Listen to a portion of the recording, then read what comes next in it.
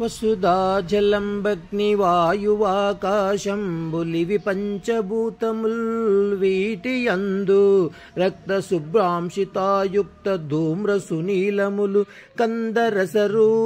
కందరసరూపముల్ స్పర్శ శబ్దంబులున్ క్రియాశక్తి జ్ఞానేచ్ఛాదిశక్తి వరపరాశక్తి లవరాయ లజలి విష్ణుతయంబకేశ్వర సదాశివులు నిన్నుండిన్ స్థిరముగాను వర్ణగుణ శక్తి బీజ దేవతలు నుండు నీకే గుణములు లేవు నిర్మలుడవు రమ్య గుణధామ భద్రాద్రి రామ పరశురామ నరసింహదాస సంరక్షితాహ్వీ.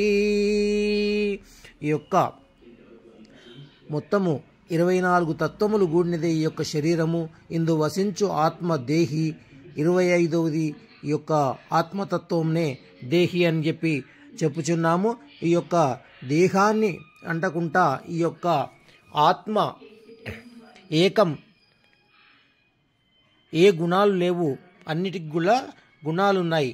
అన్ని ఇంద్రియములకు గుణములున్నవి, కానీ ఒక ఆత్మ మాత్రము నిర్మలమైనటువంటి యొక్క ఏ గుణములు లేనటువంటి యొక్క నిర్మలుడు అని చెప్పి ఈ యొక్క కృష్ణదేశికుల వారు చెబుతున్నారు. మరి ఆత్మ అంటే ఏమిటి?